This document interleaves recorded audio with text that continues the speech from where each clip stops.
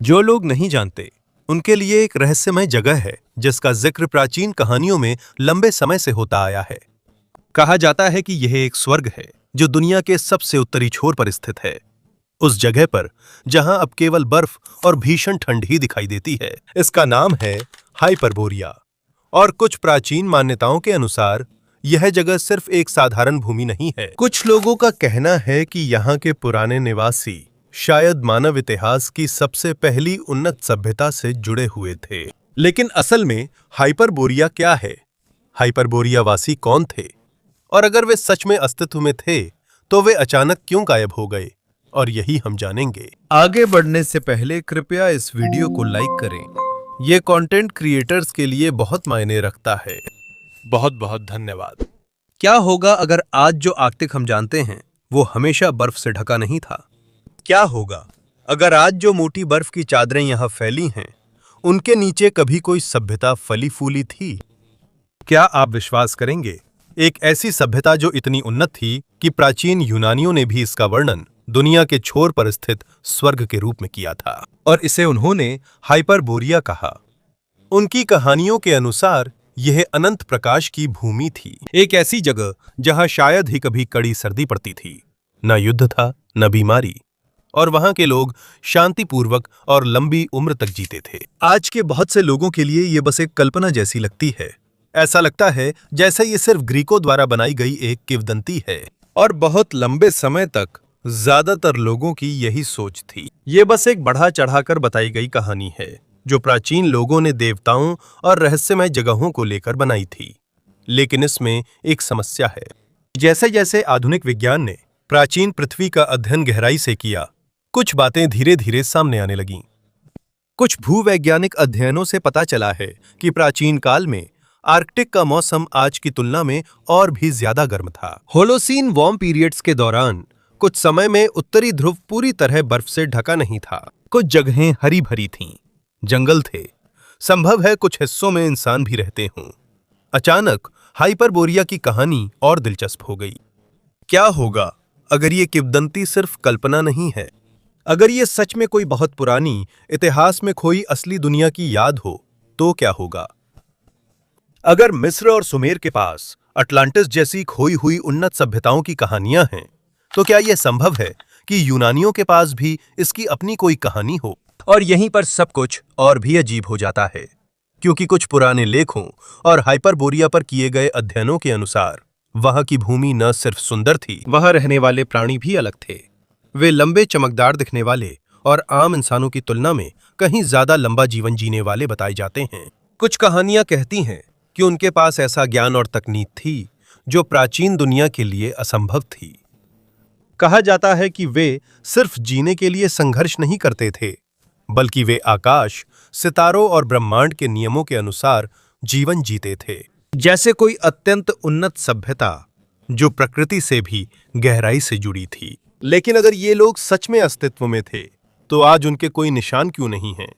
उस समय के ग्रीकों के लिए हाइपरबोरिया कोई साधारण परी कथा नहीं थी। वे मानते थे कि यह एक असली जगह है। इसका नाम ही इसका अर्थ है, बोरियास के पार, जो उत्तर से आने वाली ठंडी हवा के देवता हैं। हाइपरबोरिया का मतलब है उत्तर के उस हिस्से में जो कड़ी सर्दी की हवाओं की पहुंच से भी परे है। लेकिन एक और बात है जो उनकी कहानियों में बार बार आती है। हाइपरबोरिया में सूरज शायद ही कभी डूबता है, और इसी वजह से कुछ प्राचीन ग्रीक कवियों ने, जैसे कि पिंदार ने, इस जगह को एक स्वर्ग के रूप में बताया है जहां रात का अस्तित्व ही नहीं है। प्राचीन समय में यह मानना लगभग असंभव था, लेकिन अब हमें पता है कि इसके पीछे एक वैज्ञानिक कारण है। आर्कटिक सर्कल के पार इलाकों में ऐसे महीने होते हैं जब सूरज लगभग नहीं डूबता। मेडिटेरेनियन के पास रहने वाले प्राचीन ग्रीक लोगों के लिए ऐसा घटना जरूर जादू जैसी लगती थी, और उनके लिए यह एक संकेत था कि दूर उत्तर में सच में कोई सभ्यता है, एक ऐसा समाज जो मानो पृथ्वी और एक ऐसी दुनिया के बीच रहता है जो लगभग स्वर्ग जैसी है। इसके बावजूद हाइपरबोरिया के बारे में एक बड़ी समस्या थी। वहां लगभग कोई पहुंच ही नहीं सकता था। कुछ प्राचीन कहानियों के अनुसार ऐसा लगता है कि वहां कुछ है जो उस जगह को खोजने की कोशिश करने वाले किसी भी व्यक्ति को रोकता है। कभी कभी बेहद खतरनाक पर्वत श्रृंखलाएं यात्रियों का रास्ता रोक देती थीं। कभी कभी बहुत तेज तूफान उन्हें रोकते थे, और जैसे जैसे समय बीतता गया वो जगह और भी ज्यादा रहस्य से घिरती गई। उस समय दार्शनिक फ्रेडरिक नीत्शे ने भी लिखा था कि नीत्शे के अनुसार तुम हाइपरबोरियनों तक समुद्र या जमीन से नहीं पहुंच सकते। पहली नजर में वो एक साधारण काव्यात्मक पंक्ति लगती है, लेकिन कुछ इतिहासकारों के लिए उसका अर्थ और भी गहरा है।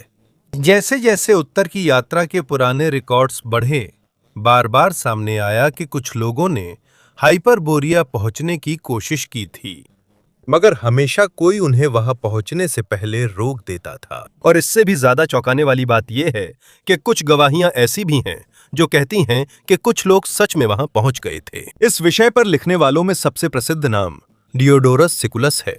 उनके अनुसार सुदूर उत्तर में एक बहुत बड़ा द्वीप है। यह द्वीप लगभग सिसिली जितना बड़ा है। वहां उपजाऊ जमीन है, विशाल मैदान है और ऐसे भव्य मंदिर हैं जो मानो आम इंसानों के बनाए हुए नहीं लगते। उन्होंने ये भी कहा कि वह तीर्थयात्री अपोलो का सम्मान करने के लिए जाते हैं, क्योंकि हाइपरबोरियनों के लिए अपोलो सबसे महत्वपूर्ण देवता है। और यहीं से सब कुछ और भी अजीब हो जाता है। अगर हाइपरबोरिया सिर्फ एक साधारण किंवदंती है तो इसके बारे में विवरण इतने विस्तार से क्यों दिए गए हैं?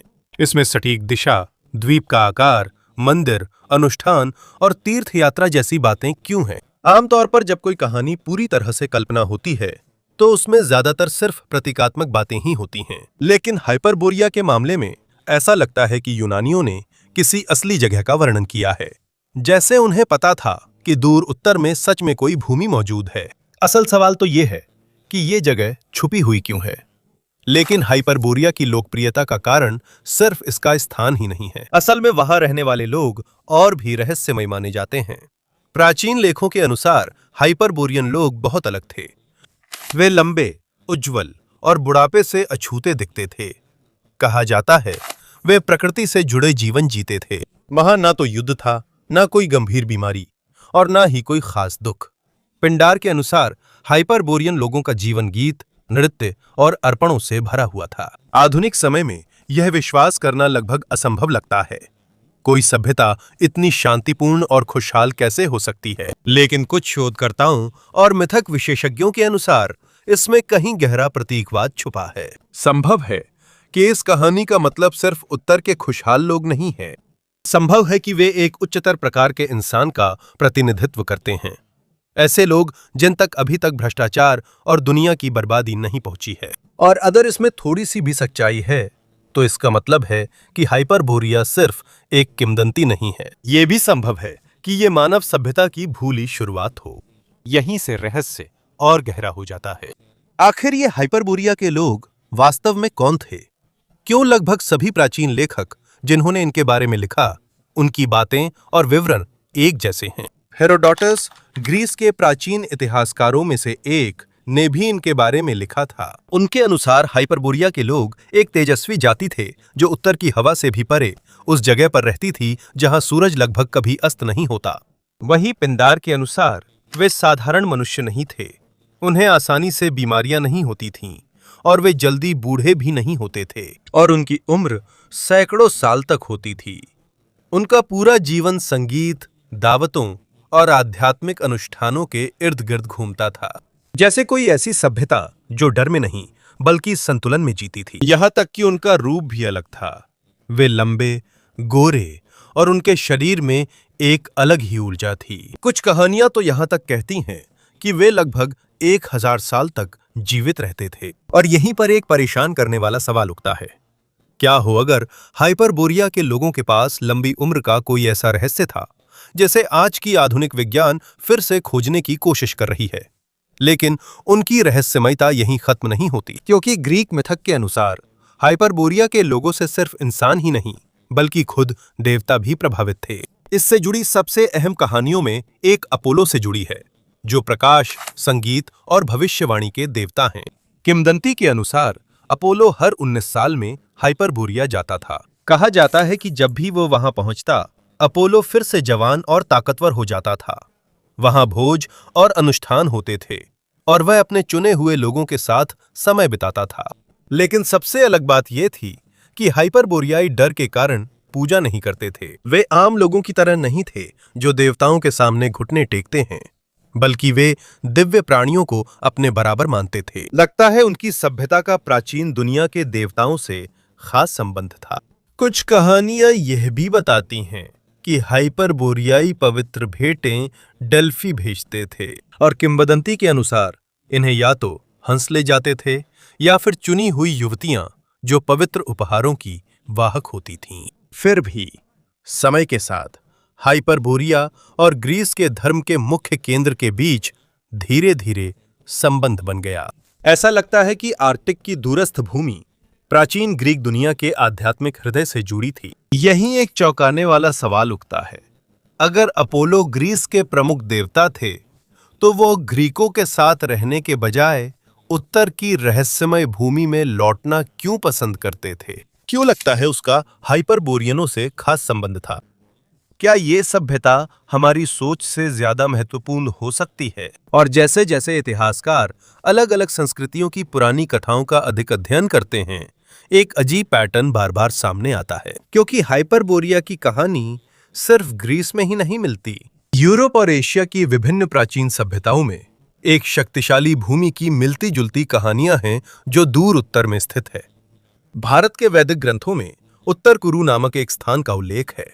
कहा जाता है कि यह एक उत्तरी स्वर्ग है जहां उज्जवल और अद्भुत प्राणी रहते हैं। नॉर्स पौराणिक कथाओं में एसगार्ड और एसर देवताओं की कहानियां हैं जो शक्तिशाली प्राणी हैं और दुनिया के उत्तरी भाग से भी जुड़े हुए हैं। प्राचीन फारस में एरियाना बैजा की एक किंवदंती है जिसे पूर्वजों की ठंडी उत्तरी मूल भूमि माना जाता है। और जब आप इन सभी कहानियों को एक साथ जोड़ते हैं तो एक विवरण लगभग एक जैसा ही होता है। अक्सर लंबे कद वाली एक ऐसी जाति का जिक्र होता है जो दीर्घायु और औरों से उन्नत थी और उच्च ज्ञान की संरक्षक मानी जाती थी। और यहीं पर एक परेशान करने वाली संभावना सामने आती है, क्या होगा अगर ये अलग अलग कथाएं दरअसल एक ही सभ्यता की बिखरी हुई यादें हैं? और क्या होगा अगर वह सभ्यता हाइपरबोरिया थी?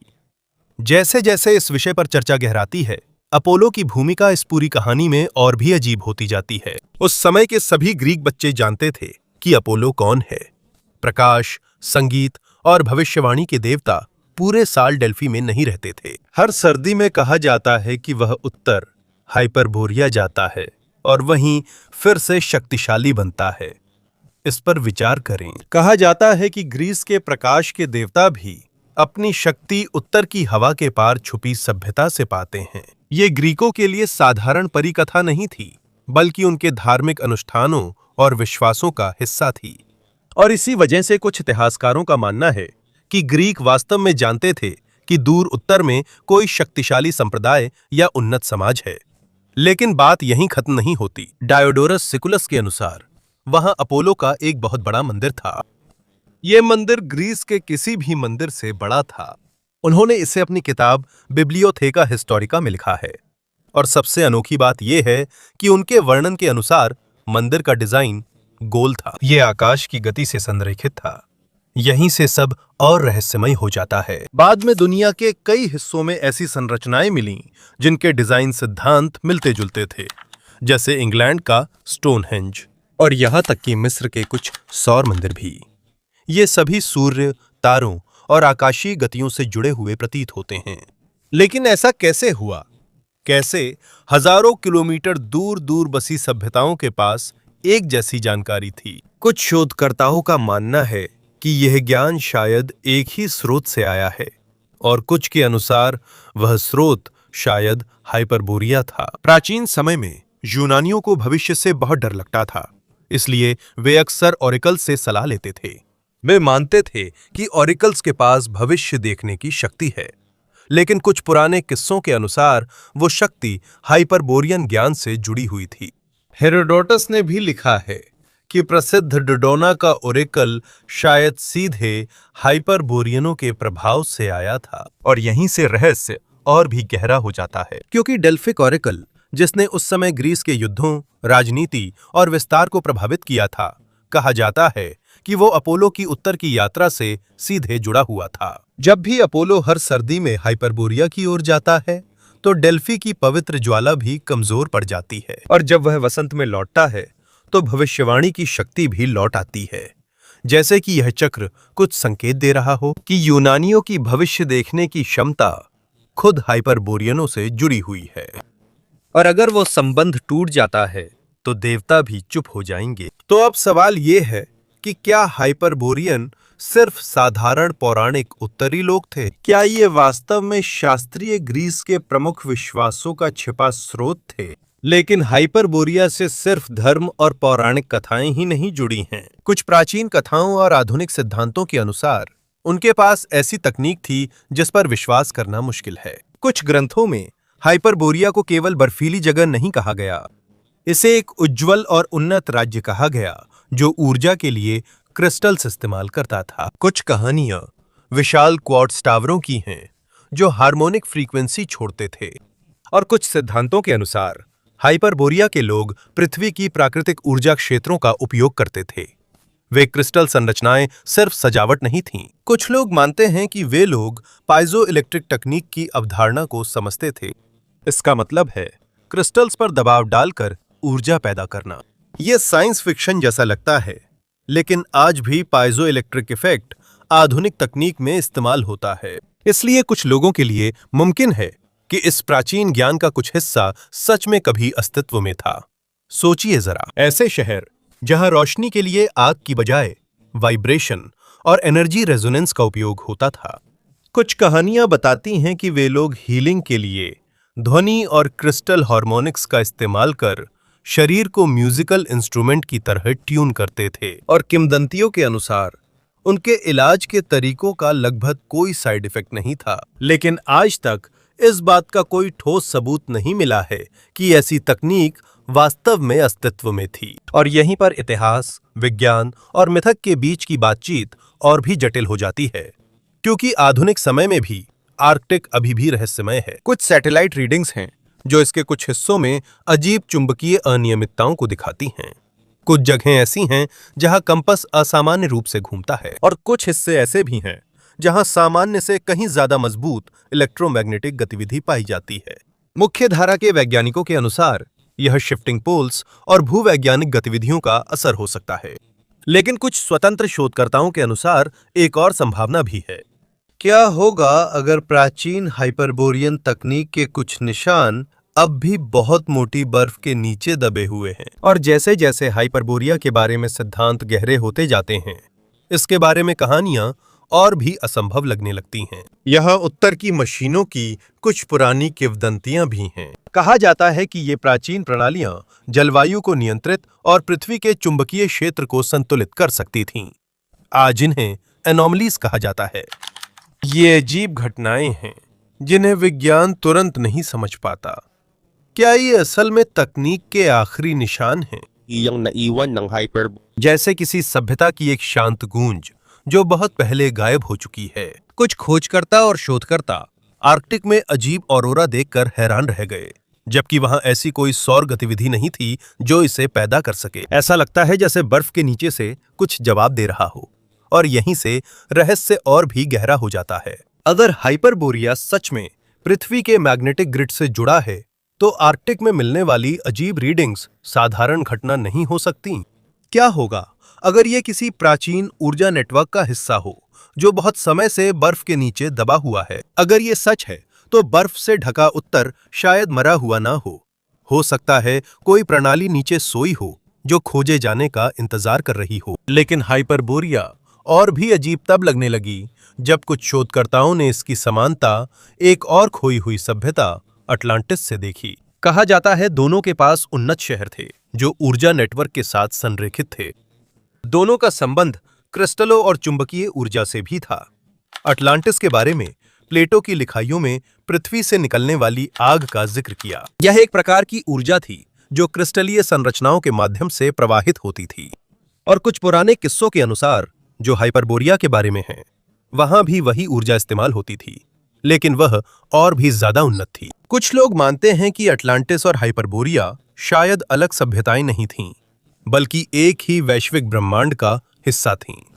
यह सभ्यता प्राचीन काल में अस्तित्व में थी, और जब बड़ी आपदा आई तो अलग अलग कथाओं में उसी आपदा के अलग अलग संस्करण दर्ज किए गए। अटलांटिस में ये कहानी बड़ी बाढ़ और शहर के डूबने की है।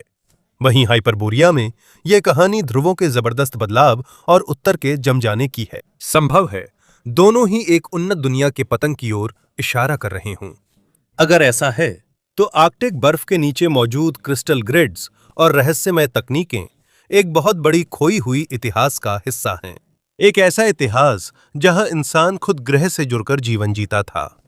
लेकिन हाइपरबोरियनों के बारे में अजीब कहानियां यहीं खत्म नहीं होती। कुछ कथाओं के अनुसार उन्हें आपस में समझने के लिए बोलने की जरूरत नहीं थी। हाइपरबोरिया में टेलीपैथी यानी मन से मन की बातचीत आम बात थी, कुछ विज्ञान कथा जैसी। लेकिन उनके लिए वह बातचीत करने का एक सामान्य तरीका था। कुछ ग्रीक विवरणों के अनुसार हाइपरबोरियनों का मन बहुत ही स्पष्ट था। कोई झूठ नहीं, कोई धोखा नहीं। और जब आप इस बारे में सोचते हैं तो यह लगभग असंभव लगता है कि कोई झूठ बोले अगर दूसरे लोग आपके मन की बातें सीधे सुन सकते हैं। यह पागलपन लगता है।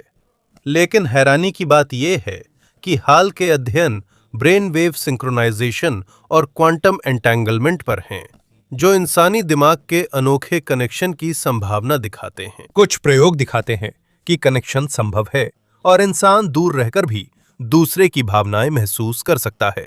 हालांकि विज्ञान इसे पूरी तरह नहीं समझ पाया है, पर इतना काफी है कि कुछ लोग सवाल करें, क्या हाइपरबोरियाई लोगों की कुछ क्षमताएं अब फिर से आधुनिक दुनिया में खोजी जा रही हैं? कुछ लोग इसे साइफेनोमेना कहते हैं।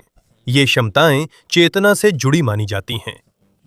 कल्पना कीजिए एक ऐसी सभ्यता जहां हर इंसान की मंशा पारदर्शी हो, एक ऐसी जगह जहां शांति बनाए रखने का काम कानून नहीं करता बल्कि खुद लोगों की चेतना।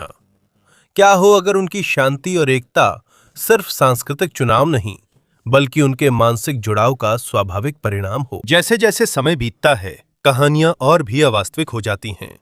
कुछ प्राचीन परंपराओं के अनुसार हाइपरबोरियाई लोग केवल शारीरिक शरीर तक सीमित नहीं थे, बल्कि वे चेतना के माध्यम से यात्रा भी कर सकते थे, जैसे शरीर से बाहर होने का अनुभव। कुछ कहानियां हैं जहां शेमान ट्रांस में चले जाते हैं और तिब्बती भिक्षु ड्रीन योगा का उपयोग करते हैं। और मिस्र में भी बा का एक विचार है जो आत्मा का एक हिस्सा है जो मृत्यु के बाद यात्रा कर सकता है। लेकिन सोचो, अगर हाइपरबोरिया में ऐसी क्षमता सामान्य हो तो क्या होगा? क्या होगा अगर पूरी सभ्यता अपने शरीर से बाहर निकलकर केवल चेतना के माध्यम से यात्रा कर सकती है? अगर ऐसा है तो वे अपनी जगह से हिले बिना भी दुनिया और सितारों का निरीक्षण कर सकते हैं। और यहीं पर एक और परेशान करने वाला सवाल आता है, क्या हो अगर कुछ प्राचीन नक्शे इतने सटीक इसलिए हैं क्योंकि उन्हें बनाने के लिए जहाजों का इस्तेमाल नहीं किया गया? क्या हो अगर इसके लिए दिमाग का ही इस्तेमाल किया गया? कुछ षड्यंत्र शोधकर्ता लंबे समय से ये सवाल पूछ रहे हैं कि कुछ पुराने नक्शों को बर्फ के नीचे अंटार्कटिका का आकार कैसे पता था। मुख्य धारा इतिहास के अनुसार उस समय ऐसी तकनीक नहीं थी जिससे देखा जा सके, इसलिए कुछ लोग मानते हैं कि शायद कुछ खो गया था। कुछ लोग मानते हैं कि प्राचीन सभ्यताओं को यात्रा करने का ऐसा ज्ञान था जो अब हमारे पास नहीं है, और शायद उसमें हाइपरबोरिया भी शामिल था। इस बिंदु पर वे चीजें जिन्हें पहले भ्रम या कल्पना कहा जाता था अचानक से खोया हुआ ज्ञान लगने लगती हैं। लेकिन हाइपरबोरियनों के बारे में सबसे चरम दावा यहीं खत्म नहीं होता, क्योंकि कुछ कहानियों के अनुसार वे सिर्फ टेलीपैथी का ही इस्तेमाल नहीं करते थे। कहा जाता है कि वे दिमाग से पदार्थ नियंत्रित कर सकते थे। हाँ, कुछ किंवदंतियां कहती हैं कि वे भारी पत्थर हिला सकते थे, ऊर्जा बना सकते थे और केवल चेतना से घाव ठीक कर सकते थे। ये थोड़ा असंभव लगता है, लेकिन भले ही ये विवादास्पद हो, आधुनिक युग में कुछ साइकोकाइनेसिस प्रयोग हुए हैं जिनमें दिमाग का भौतिक वस्तुओं पर छोटा लेकिन बार बार असर दिखा है। मुख्य धारा विज्ञान ने इसे स्वीकार नहीं किया, लेकिन इसने पुराने सवाल को फिर से उठाया है। जब क्रेन और आधुनिक मशीनें नहीं थीं, तो प्राचीन लोगों ने इतनी विशाल संरचनाएं कैसे बनाई थीं? उन्होंने सैकड़ों टन वजनी पत्थरों को कैसे स्थानांतरित किया? और उन्होंने पत्थरों को इतना कसकर कैसे जोड़ा कि वहां एक पतली ब्लेड भी नहीं घुस सकती? आज तक ये बात कई इंजीनियरों और पुरातत्वविदों के लिए एक रहस्य बनी हुई है, और कुछ लोगों के लिए संभव है कि हाइपरबोरियनों की खोई हुई तकनीकों से ही इन प्राचीन ज्ञानों की उत्पत्ति हुई हो। फिर भी अगर मन से पदार्थ नियंत्रित हो सकता है, तो हाइपरबोरियनों ने सिर्फ औजारों में ही महारत नहीं पाई थी। संभव है कि वे वास्तविकता को ऐसे समझते थे जैसा आज का इंसान नहीं समझ पाया है। कुछ सिद्धांत कहते हैं कि उनके मंदिर साधारण ताकत या आदिम मशीनों से नहीं बनाए गए थे। कहा जाता है कि वे रेजोनेंस, कंपन की संरेखण, चेतना और ऊर्जा का उपयोग कर अपने मन और भौतिक दुनिया को जोड़ते थे, ऐसी चीजें बनाने के लिए जो असंभव लगती हैं। और जैसे जैसे उनकी सभ्यता की कहानियों का और अधिक अध्ययन किया जाता है, उनकी नगरों की छवि और भी अधिक अवास्तविक लगने लगती है, क्योंकि प्राचीन ग्रीक लेखकों के अनुसार हाइपरबोरियन शहर सिर्फ पत्थरों का एक समूह नहीं थे, वे एक बहुत ही विशाल पवित्र संरचना की तरह थे। उनके मंदिर तारों और नक्षत्रों की गति के अनुसार संरेखित थे। पहली नजर में यह सिर्फ एक बढ़ा चढ़ाकर कही गई बात लगती है। दुनिया की अन्य प्राचीन संरचनाओं को देखकर आपको एक अनोखा पैटर्न दिखेगा। उदाहरण के लिए गीजा पिरामिड परिसर के पिरामिड्स को ओरायन नक्षत्र के अनुसार संरेखित कहा जाता है। वहीं टियोतिहुआकान का लेआउट मिल्की वे से मिलता जुलता है। और यहीं पर एक चिंताजनक संभावना सामने आती है। क्या हो अगर ये सभ्यताएं एक ही पुराने ब्लूप्रिंट का उपयोग कर रही हों और वो ब्लूप्रिंट हाइपरबोरिया से आया हो। बात और भी रहस्यमय हो गई जब कुछ कहानियों ने हाइपरबोरियन वास्तुकला को मानो चमक रही हो बताया। कहानियों के अनुसार उनके कुछ मंदिर क्रिस्टल जैसे पत्थरों से बने थे, ऐसे पत्थर जो ऊर्जा का संचार कर सकते थे।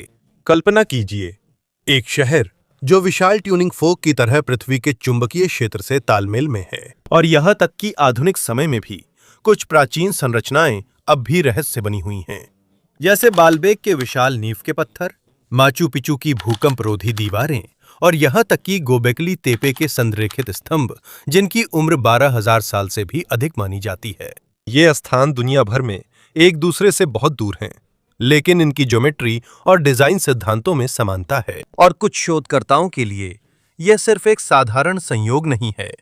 लेकिन हाइपरबोरिया का रहस्य केवल वास्तुकला तक ही सीमित नहीं है। Sa ilang sinaunang kwento, कहा जाता है कि उनके पास कुछ पवित्र स्थल है जो दुनियाओं के बीच द्वार है। हाँ, ऐसी मान्यताएं हैं कि उनके मंदिरों को जानबूझकर उन जगहों पर बनाया गया था जहां पृथ्वी की चुंबकीय ऊर्जा सबसे अधिक होती है। आधुनिक विज्ञान में इन्हें जियोमैग्नेटिक हॉटस्पॉट्स या विसंगतियां कहते हैं, लेकिन प्राचीन लोग इन जगहों को साधारण नहीं मानते थे। उनके लिए ये पोर्टल्स थे।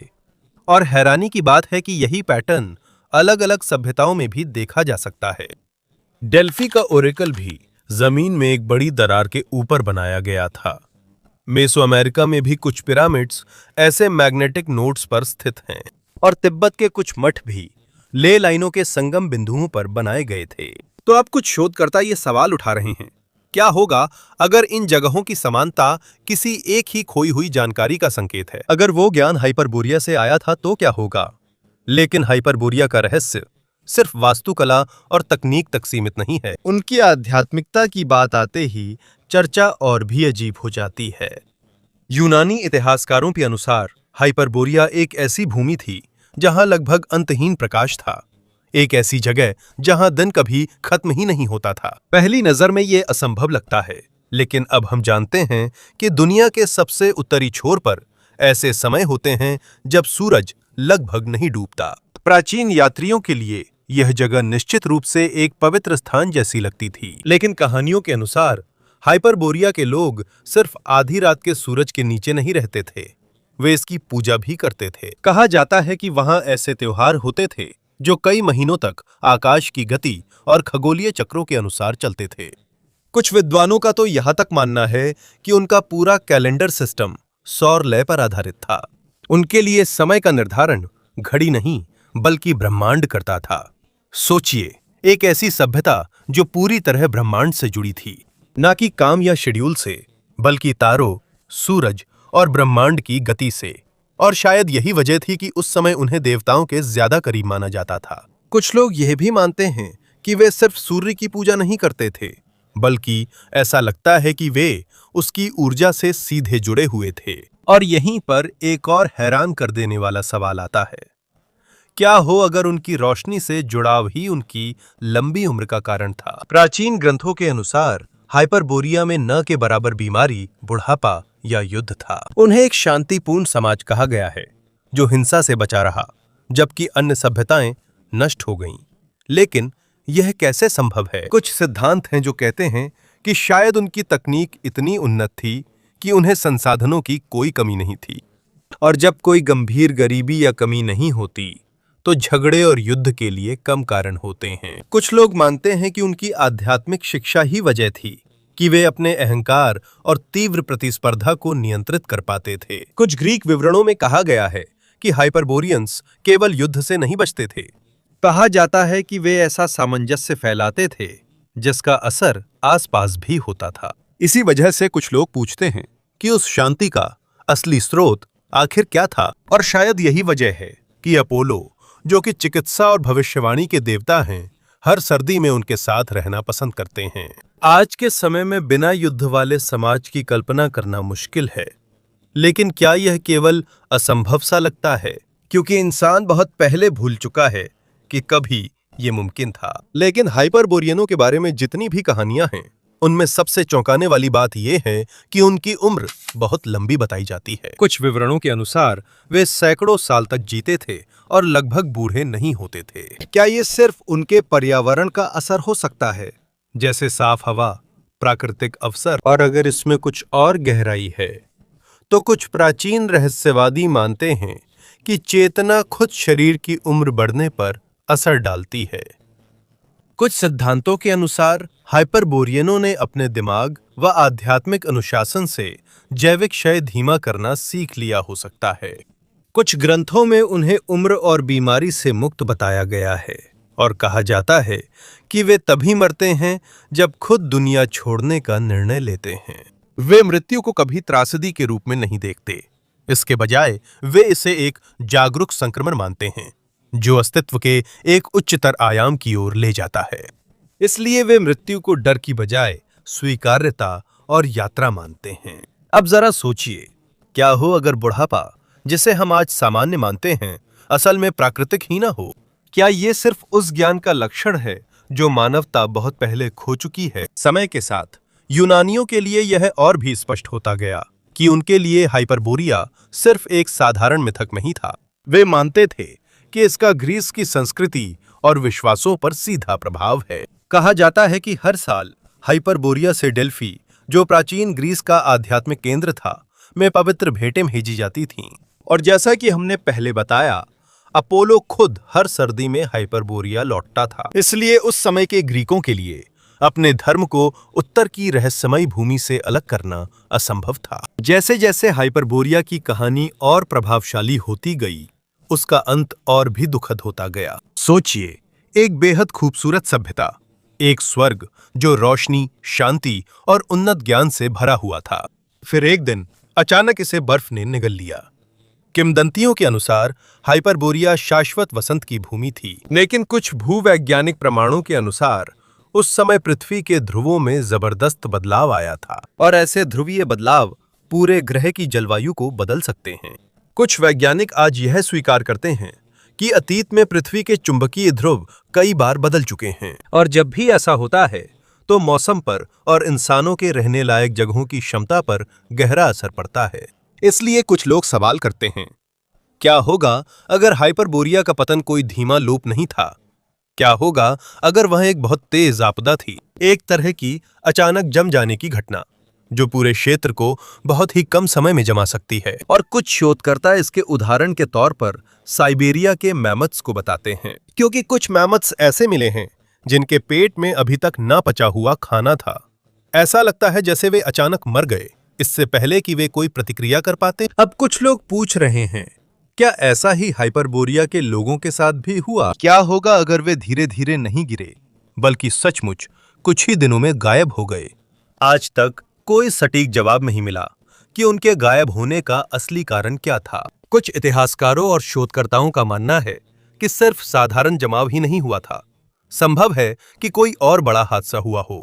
दुनिया भर की अलग अलग प्राचीन कथाओं में बार बार बड़ी बाढ़ की कहानी सामने आती है। कुछ कहानियां भयंकर भूकंपों के बारे में भी हैं, आसमान से गिरती आग और बहुत बड़ी बाढ़ें जिन्होंने सभ्यताओं को तबाह कर दिया। यहां तक कि प्लेटो ने भी अटलांटिस के विनाश को भीषण बाढ़ से जोड़ा था। तो कुछ लोग पूछते हैं, क्या होगा अगर हाइपरबोरिया का भी यही हाल हुआ हो? कुछ और शोधकर्ता मानते हैं कि संभव है कि किसी धूमकेतु के टकराने या जबरदस्त सौर ज्वाला ने उस समय पृथ्वी की जलवायु को प्रभावित किया हो। हैरानी की बात है कि अलग-अलग संस्कृतियों में भी ऐसी कहानियां मिलती हैं। नॉर्स मिथोलॉजी में रैग्नारॉक है, जहां आग और बर्फ दुनिया का अंत कर देते हैं। वहीं कुछ नेटिव अमेरिकन किंवदंतियों में स्काई स्टोन्स की कहानियां हैं, जिनके बारे में कहा जाता है कि उन्होंने बहुत बड़ी बाढ़ ला दी थी। क्योंकि हाइपरबोरिया पृथ्वी के चुंबकीय धुओं से जुड़ा था, संभव है वे किसी ब्रह्मांडीय आपदा से पहले प्रभावित हुए हों। और यहीं पर एक डरावना विचार आता है, क्या होगा अगर उनकी सभ्यता कितनी भी उन्नत क्यों ना हो, फिर भी वे इससे बच नहीं पाए? आसमान की ताकत को रोकना।